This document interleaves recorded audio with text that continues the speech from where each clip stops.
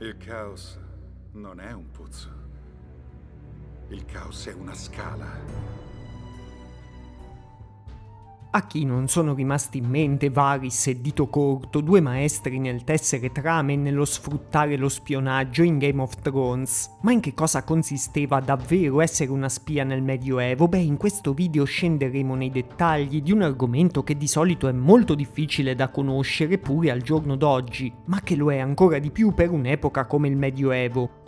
Tanti riferimenti e tanti studi che ho consultato sono recentissimi, visto che fino a poco tempo fa non si sapeva quasi niente dello spionaggio nel Medioevo, quindi anche voi sarete veramente tra i primi a scoprire cosa voleva dire essere una spia nel Medioevo.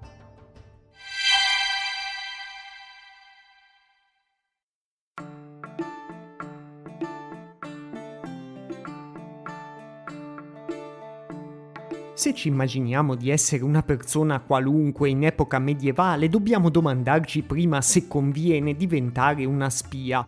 Probabilmente conveniva solo a certe categorie di persone e sicuramente non poteva essere un mestiere vero e proprio come in alcuni casi oggi per gli agenti segreti.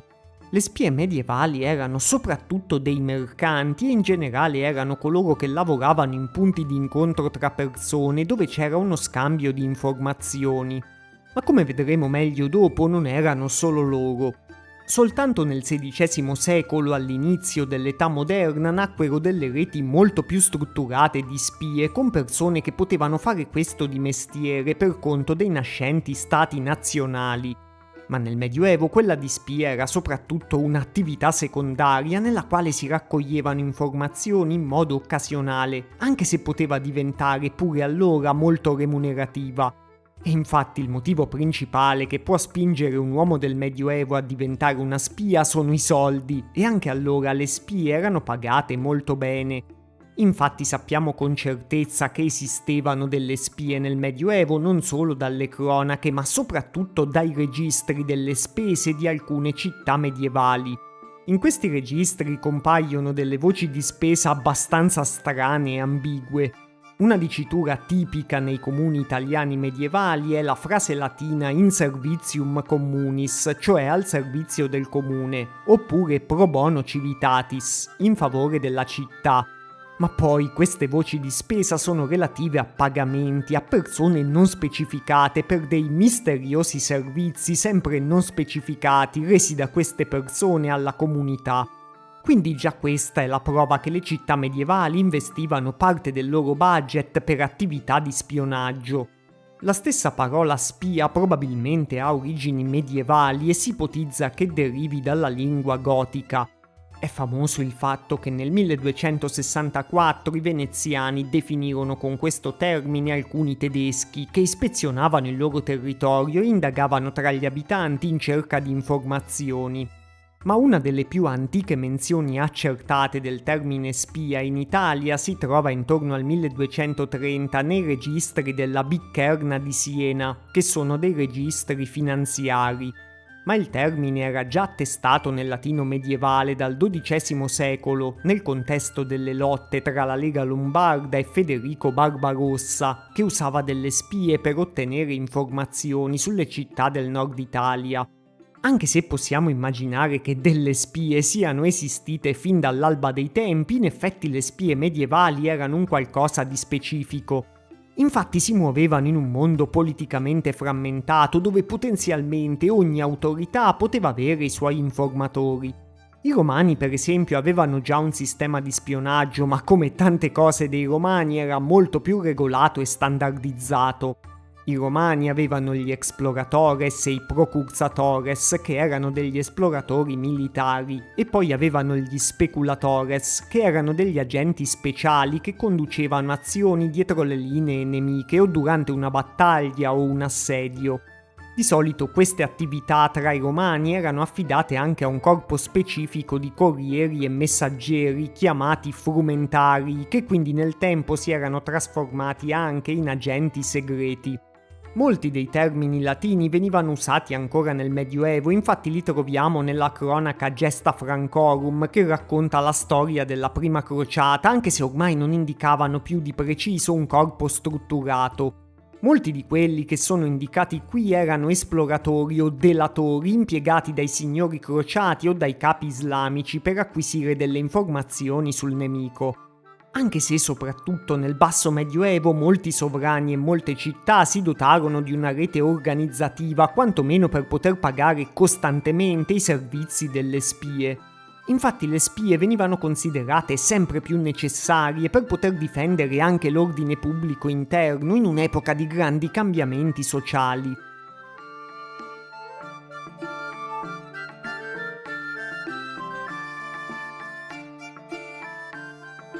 Per esempio, la città di Bologna nel XIII secolo aveva addirittura un'istituzione chiamata Officium Spiarum, cioè l'ufficio delle spie. Pisa aveva un ufficiale soprastante alle spie tra XIII e XIV secolo.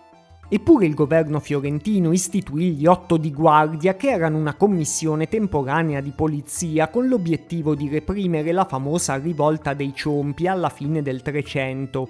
Questa commissione diventò poi un consiglio permanente con una giurisdizione sempre più ampia che gestiva anche le spie. Venezia, che era una città al centro di tantissimi traffici, era nel Medioevo anche un'eccellenza nello spionaggio. Il servizio segreto veneziano veniva gestito dal Consiglio dei Dieci e si occupava di spionaggio sia politico sia commerciale e industriale, se vogliamo usare dei termini moderni. Aveva dei fondi molto grandi e era considerato fondamentale per la sopravvivenza di Venezia stessa. A Venezia, in più, anche le denunce anonime in materia di spionaggio potevano essere depositate in delle speciali cassette chiamate bocche di leone. Non a caso uno dei primi nella storia a definirsi esplicitamente segreto agente fu l'avventuriero veneziano Giacomo Casanova. Pure Inghilterra e Francia nella guerra dei 100 anni usarono molto le spie e dopo vedremo nel dettaglio come. Comunque sappiamo che alla fine del 1300 delle spie inglesi in Francia ricevevano addirittura uno stipendio annuale e i loro servizi includevano pure la diffusione di notizie false. Questi soldi venivano attinti direttamente dalle casse del re, quindi per rispondere alla domanda iniziale sì, conveniva fare la spia nel Medioevo. Ma adesso, per continuare sulla nostra strada per diventare una spia medievale, bisogna vedere quali tipologie di spie c'erano in circolazione.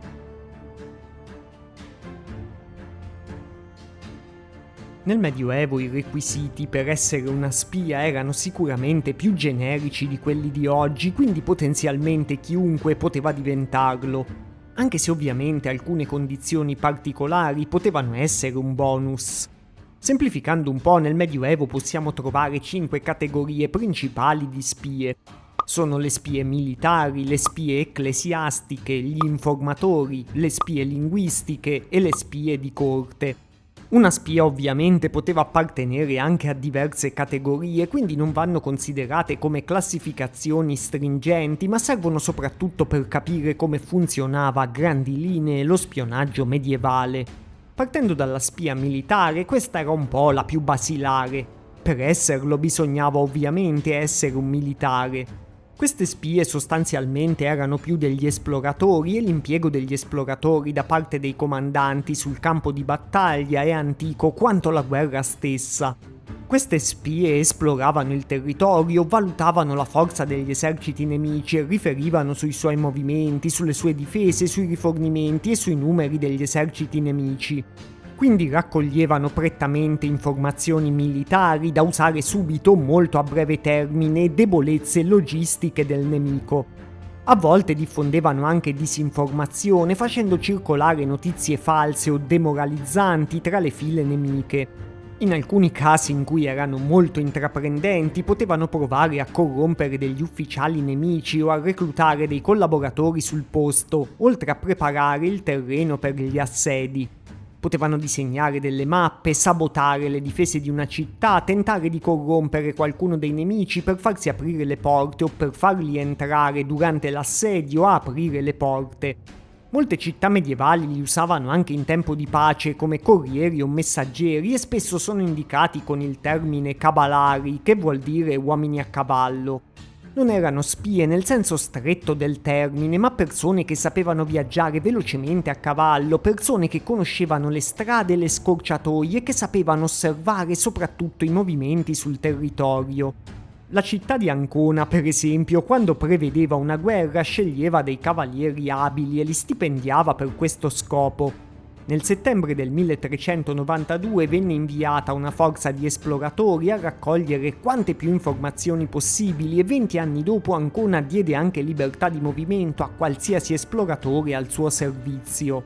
La città di Bologna, come abbiamo visto prima, aveva un apposito ufficio e delle voci di spesa proprio per le spie, che erano in prevalenza proprio questi corrieri.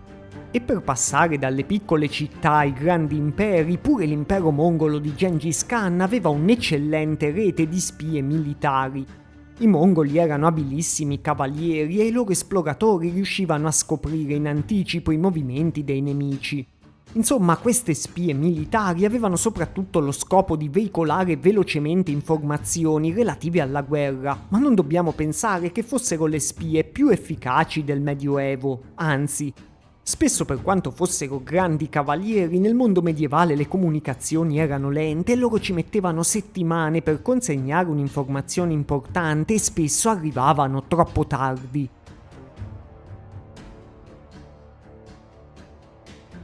Per entrare invece nella seconda categoria di spie medievali, ovvero le spie ecclesiastiche, ovviamente bisognava essere uomini di chiesa, ma era un requisito un po' più comune rispetto al giorno d'oggi. Spesso gli uomini di chiesa studiavano e sapevano leggere e scrivere e questo poteva essere utilissimo per registrare o trasmettere informazioni.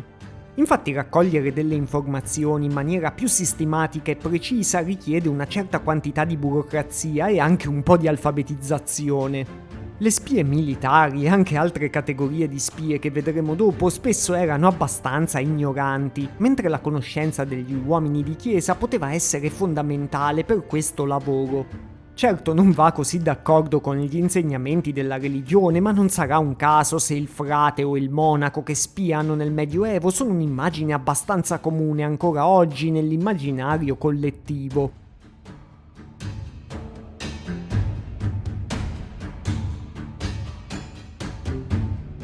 C'è da dire però che molti uomini di chiesa vivevano lontani dalla gente e dagli eventi politici, quindi non tutti, anche se appartenevano agli ordini della chiesa, potevano svolgere questo ruolo. Di solito potevano essere delle spie quelli che erano inseriti in un ambiente di corte, per esempio come consiglieri.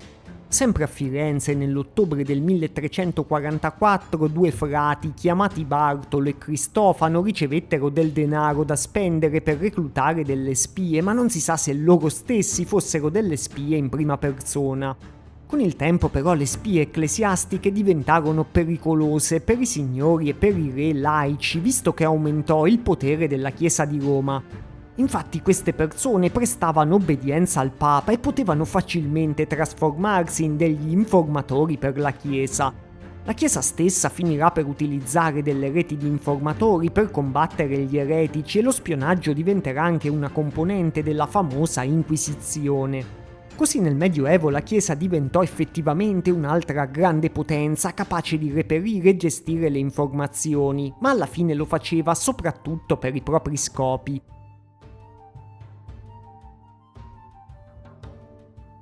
Se non fossimo né militari né ecclesiastici, probabilmente il modo migliore per guadagnare facendo anche la spia nel Medioevo sarebbe rientrare nella terza categoria, ovvero quella degli informatori. I medievali usavano soprattutto per questa categoria i termini delatores o delatores nugarum, che significano più o meno coloro che riferiscono i pettegolezzi. E già il nome dice molto sul lavoro di queste spie. Infatti questa è la categoria di gran lunga più ampia tra le spie medievali, ma è anche la meno formalizzata. Possiamo immaginare che senza documenti di identità e senza altre forme di identificazione delle persone, distinguere le spie da coloro che erano mercanti, esuli, schiavi o prigionieri fosse molto difficile. Per questo gli stranieri e i viaggiatori erano sempre guardati con una certa dose di sospetto, ma senza dubbio non si poteva impedire a tutti di spostarsi o di commerciare. Come abbiamo visto, lo spionaggio militare poteva essere spesso lento e fallimentare, mentre raccogliere informazioni in maniera preventiva nel Medioevo era molto più utile. Così capiamo perché questa categoria di informatori aveva molto successo. La gente comune che frequentava le piazze, le taverne e i mercati poteva rivelare anche tante cose sul commercio, sulla geografia e sulla politica locale che potevano tornare molto utili ai potenti. Di solito, come abbiamo detto all'inizio, avevano un grande vantaggio a svolgere questo ruolo delle persone che si muovevano e che quindi non destavano tanti sospetti se si trovavano in un posto lontano da casa. Le rotte carovaniere e i porti, come quello di Genova, di Venezia, di Costantinopoli o di Alessandria, erano ottimi come termometro politico e anche per una forma di spionaggio commerciale. Mercenari o mercanti, ma anche pellegrini potevano infiltrarsi facilmente in delle situazioni dove c'era qualcosa da ascoltare. Una delle spie più famose del Medioevo si faceva passare proprio per un pellegrino. Si chiamava Bertrandon de la Brocquière e viaggiò come pellegrino in Medio Oriente nel 1432-1433. Il libro sui suoi viaggi è un resoconto dettagliato e vivace delle situazioni politiche e dei costumi delle varie regioni che visitò. Bertrandon però fece un tragitto molto strano nel suo pellegrinaggio proprio per registrare quante più informazioni possibili sui turchi. Così poté descrivere nel dettaglio gli eserciti dei turchi, le loro armature, l'amministrazione e tutto il sistema militare. In realtà, infatti, Bertrandon era probabilmente una spia per il duca di Borgogna Filippo il Buono e il suo resoconto di viaggio era il risultato del suo lavoro di spionaggio. Forse Filippo il Buono voleva usarlo allo scopo di facilitare una nuova crociata contro i turchi. Ma dello stesso Bertrandon sappiamo pochissimo. La sua vita è avvolta nel mistero come quella di un vero agente segreto e come molti agenti segreti salì rapidamente nei ranghi senza apparenti meriti, diventando il primo scudiero del duca. Sicuramente Bertrandon doveva essere molto bravo nel suo lavoro di spia, infatti dipinge una situazione che poi verrà confermata dai fatti storici. Dice che gli occidentali potrebbero sconfiggere i turchi, ma sono i greci a non fidarsi degli occidentali. Quindi la possibilità di una vera alleanza tra gli occidentali e i greci è molto scarsa. Anche se gli occidentali sono meglio armati, secondo lui, vista la situazione politica, il sultano Murad II potrebbe conquistare addirittura l'Europa con le sue risorse. E in effetti il figlio di Murad, Maometto II, conquisterà veramente la capitale dei Greci, ovvero Costantinopoli, nel 1453. Il caso di Bertrandon ci fa vedere una cosa banale, ma che oggi potrebbe non venirci in mente perché abbiamo tutte le informazioni a portata di click. E questa cosa banale è che nel Medioevo era un'informazione preziosa e potenzialmente un'informazione al centro di operazioni di spionaggio, anche quello che stava semplicemente succedendo in un certo luogo. Oggi tutti veniamo informati all'istante, per esempio se c'è una marcia di protesta, ma un re medievale avrebbe sicuramente pagato bene per venire informato prima possibile di una protesta contro di lui. Tanto che i medievali indicano lo scopo principale delle spie con le locuzioni novis sciendis, novis inquirendis o novis referiendis, che significano proprio conoscere, indagare, riferire le novità, le cose appena successe. Quindi nel Medioevo i re facevano molto affidamento sui viaggiatori come i mercanti per ricevere notizie politiche di un tipo che in epoche successive avrebbero potuto trovare facilmente sulla prima pagina di un giornale. Quindi un bravo informatore del Medioevo era uno che faceva la cosa più banale, ma la faceva molto bene. Ascoltava le voci, i pettegolezzi, la gente che chiacchierava per preparare una rivolta. Un fatto chiave in più per capire quanto fosse determinante questo ruolo è anche che nel Medioevo i luoghi erano molto più aperti di oggi. La gente non parlava solo nelle taverne, nelle piazze o nei porti, ma anche le chiese, le feste religiose, gli accampamenti o le stesse corti dei sovrani erano un via vai continuo di gente. Folle di cortigiani, di supplici o di semplici curiosi si radunavano nelle sale aperte dei palazzi reali. E c'era in realtà pochissimo controllo sull'ingresso e sull'uscita. E neanche gli accampamenti militari erano tanto più sicuri. Erano tendopoli abitate da migliaia di soldati, commercianti e prostitute, facilmente penetrabili anche da stranieri.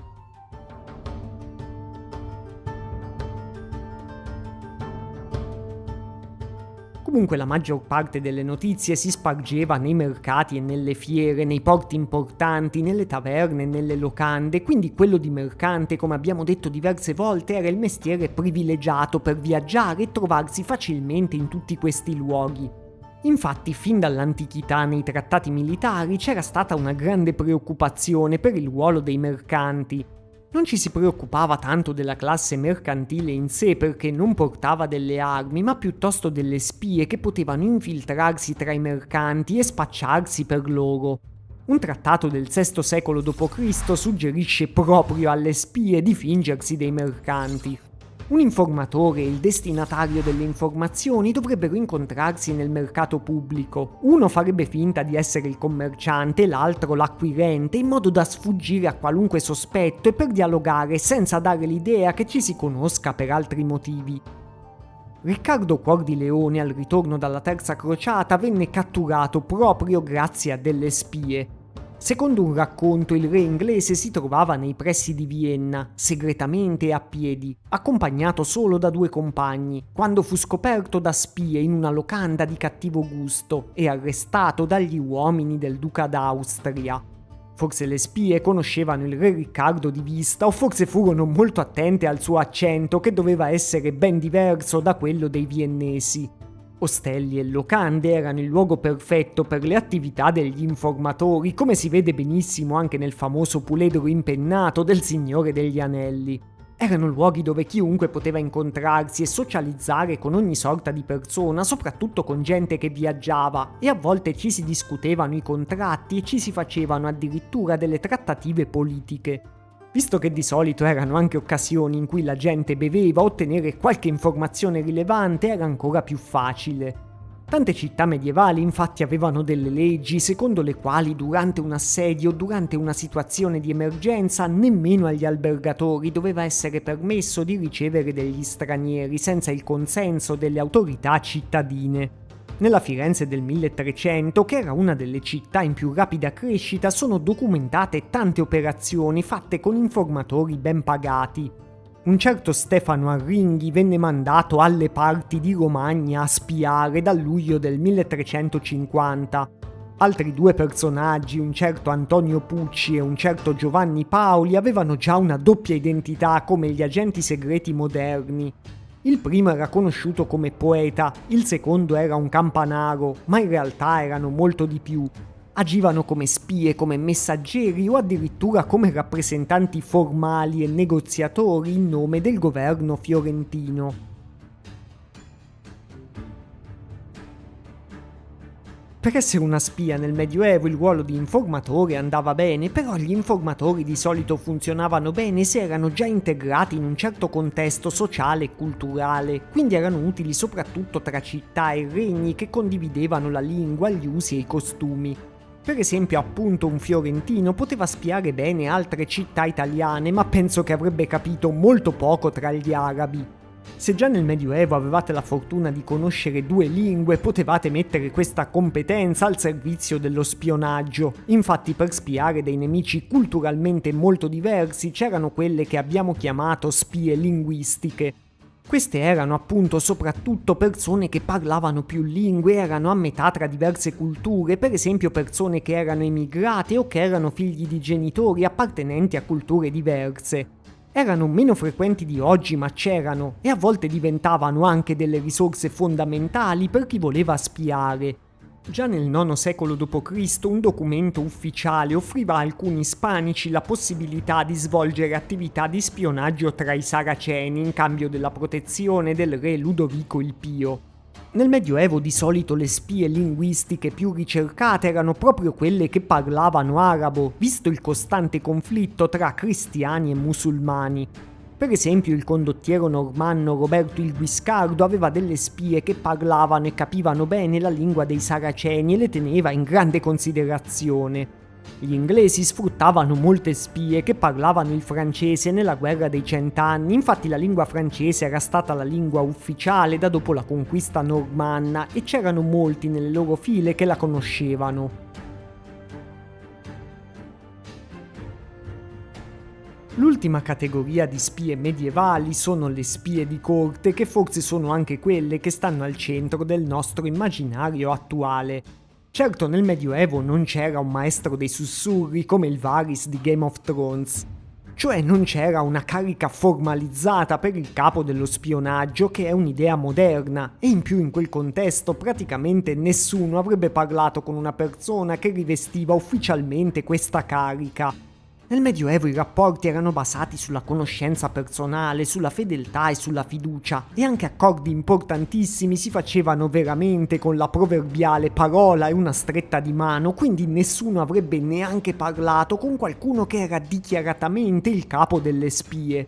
E quindi il capo delle spie sarebbe stato inutile perché, come abbiamo visto, quasi tutte le informazioni passavano per le chiacchiere. Al contrario, spesso le spie più importanti impiegate dai sovrani dovevano essere veramente insospettabili.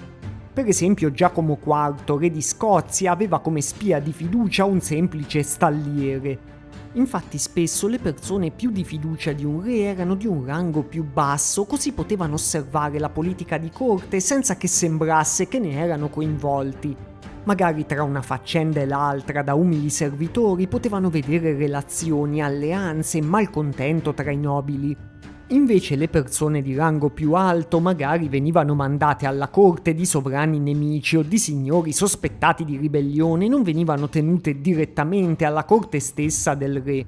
Anche persone un po' più umili potevano essere mandati alla corte di qualche nemico e potevano cercare di entrare nelle sue grazie come servitori o come amanti per poi riferire tutto quello che sapevano a chi le aveva mandate. Una spia famosa del Medioevo fu per esempio la dama di compagnia Antoinette de Magnelais, che diventò l'amante del re Carlo VIII di Francia, ma che probabilmente lo spiava per conto di suo figlio Luigi XI.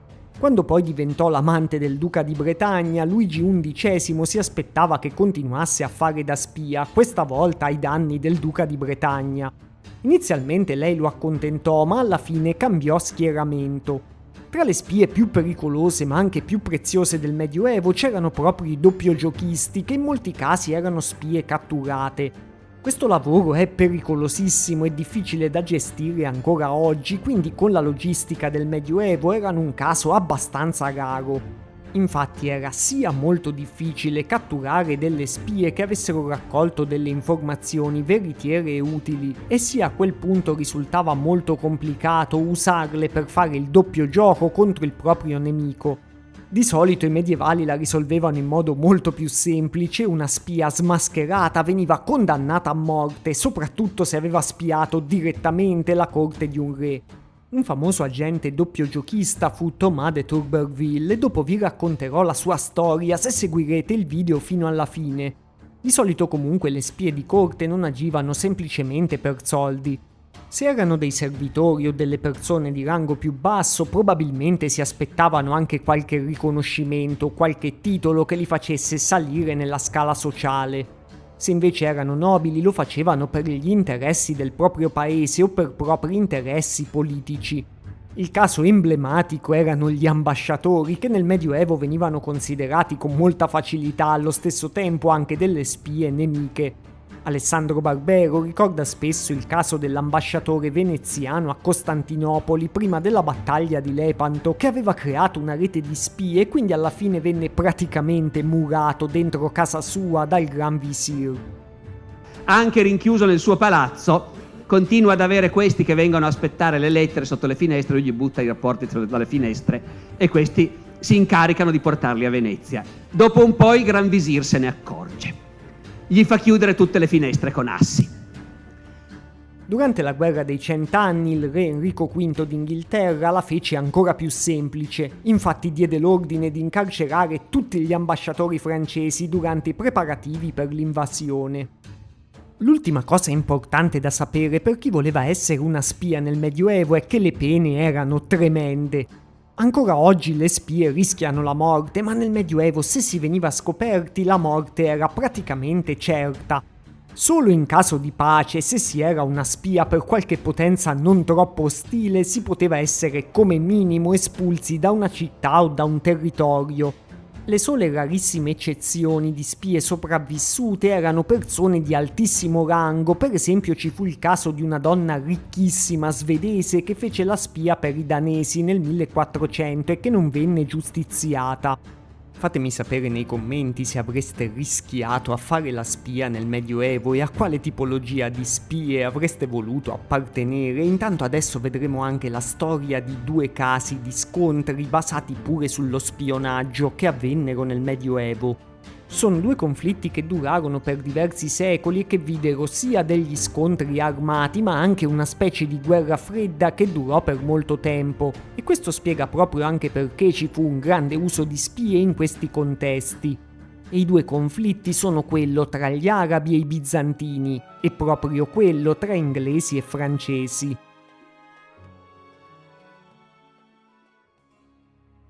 L'impero bizantino aveva avuto da sempre un notevole organico di uomini dediti allo spionaggio, al sabotaggio e alla corruzione dei nemici. Costantinopoli aveva persone che conoscevano sia il greco sia l'arabo e era uno snodo commerciale, cosa che la rendeva, come abbiamo visto prima, un luogo perfetto per le spie, sia per le proprie ma purtroppo anche per quelle nemiche.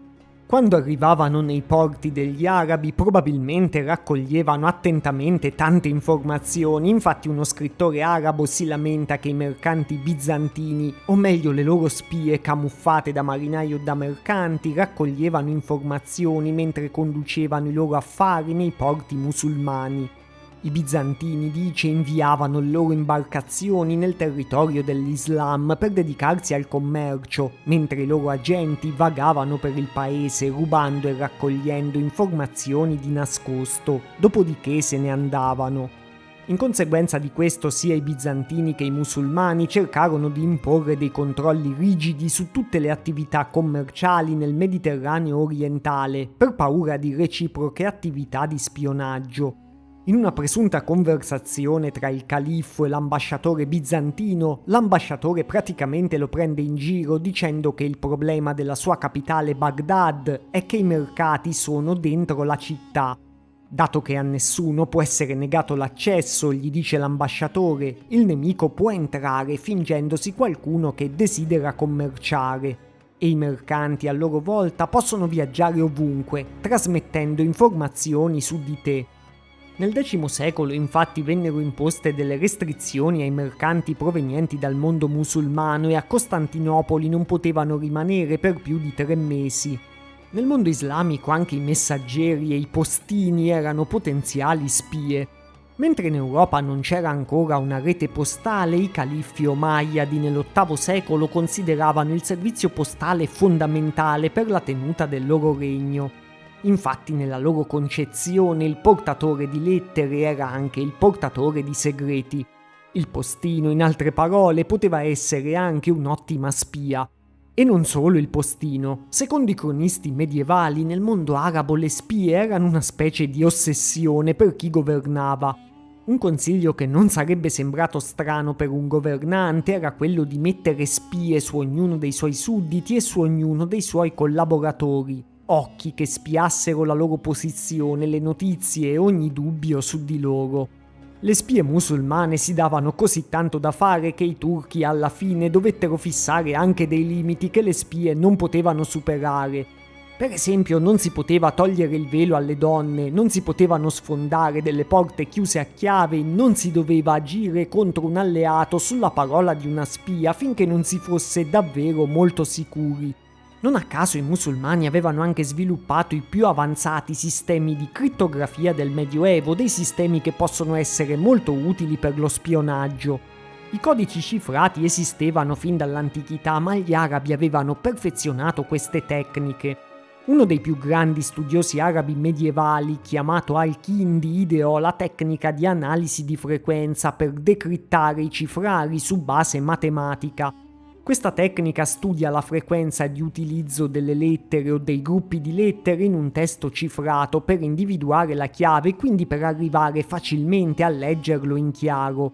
Nonostante risalga al IX secolo d.C., è rimasto il singolo progresso crittoanalitico più significativo fino alla Seconda Guerra Mondiale.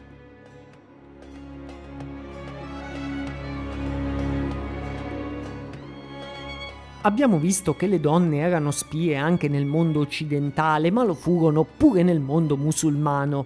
Le leggende narrate ai primi tempi dell'Islam descrivono l'uso speciale di messaggere donne per trasmettere informazioni riservate da un accampamento all'altro. Ma quando gli accampamenti diventarono città e le tende diventarono palazzi, gli ambasciatori rimasero incantati dalle schiave orientali che spesso però ascoltavano le loro conversazioni riservate. L'imam al-Hakim, che viveva nel X secolo in Egitto, mandava delle donne anziane a estorcere con cautela delle informazioni alle loro amiche durante delle visite che erano apparentemente ordinarie.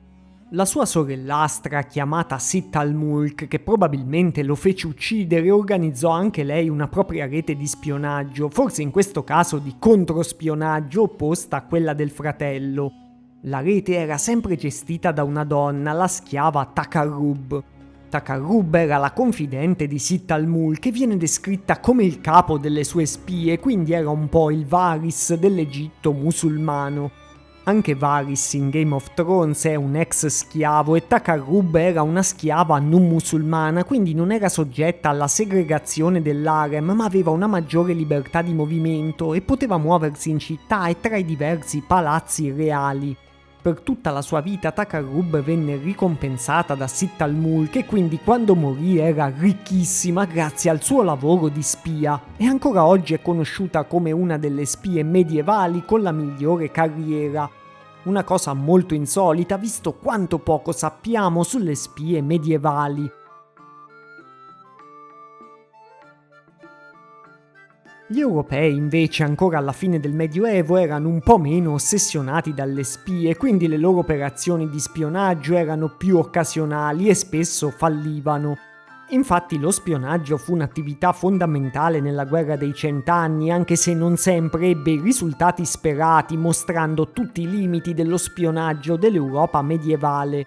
Nel 1386, per esempio, mentre i francesi preparavano un'invasione delle Fiandre, gli inglesi inviarono una spia che si infiltrò nelle case di importanti nobili francesi per ottenere informazioni. Ma questa spia presto venne scoperta e venne giustiziata. Prima di morire rivelò addirittura i nomi di altre spie inglesi, quindi l'operazione decisamente non era stata un successo.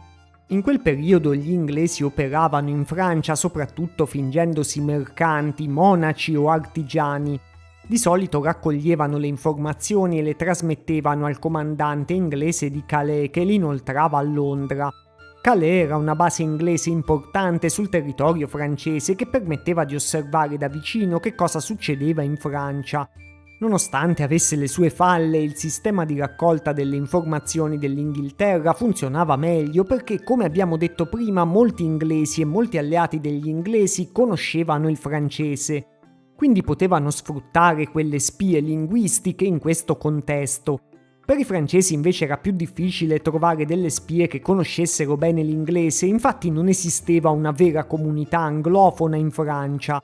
Un caso eccezionale fu quello di 2 inglesi naturalizzati che vennero inviati in Inghilterra nel 1359, però furono scoperti subito. In generale le spie francesi in Inghilterra erano persone francesi ma che avevano una buona copertura, per esempio dei mercanti che sembravano affidabili oppure dei religiosi. Quindi i francesi sfruttavano soprattutto le spie ecclesiastiche visto che c'erano in tanti monasteri inglesi dei monaci francesi.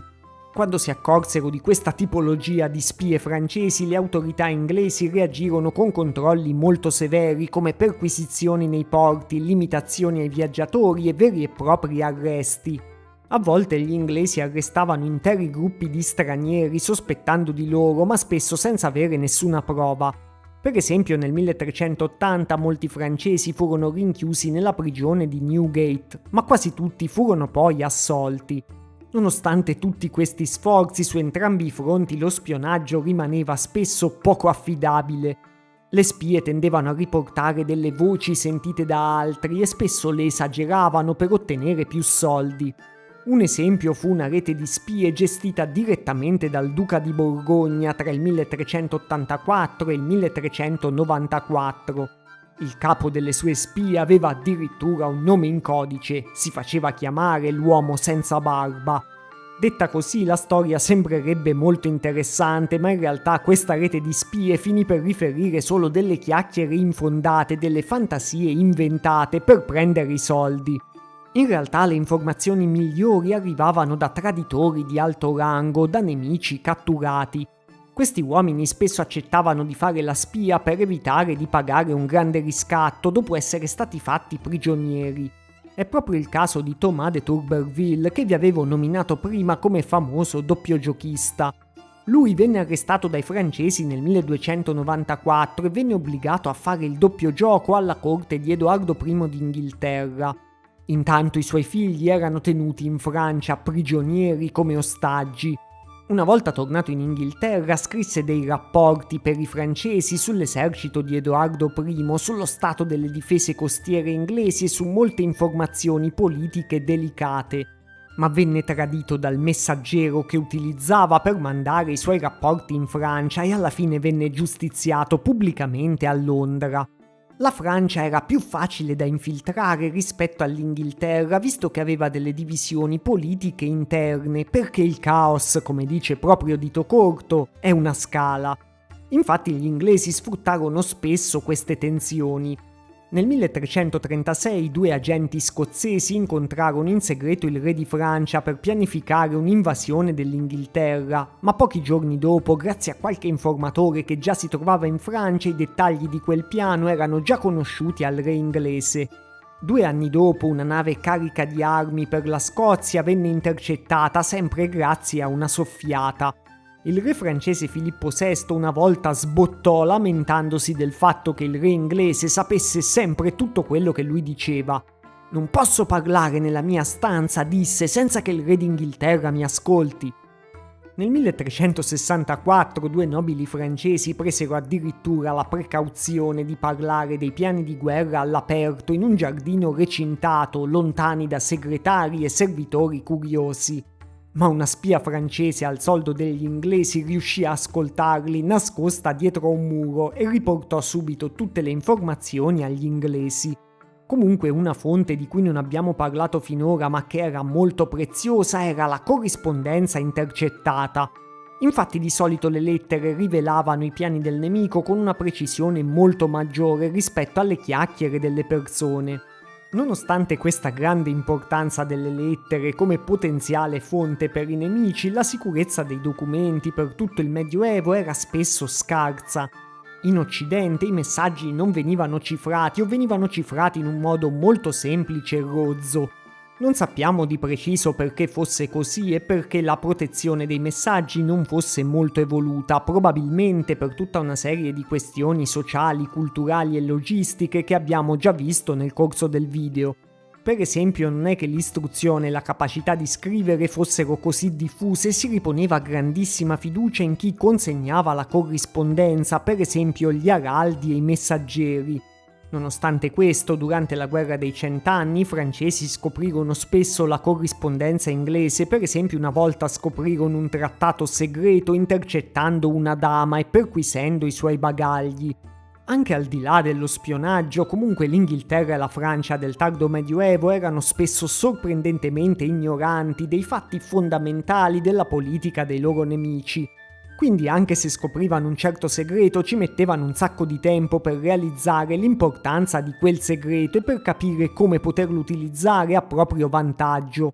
Come abbiamo visto infatti la storia delle spie medievali è soprattutto una storia di improvvisazione, di pettegolezzi rubati, molto diversa da quello che ci immaginiamo oggi o che si vede nei film parlando di spie.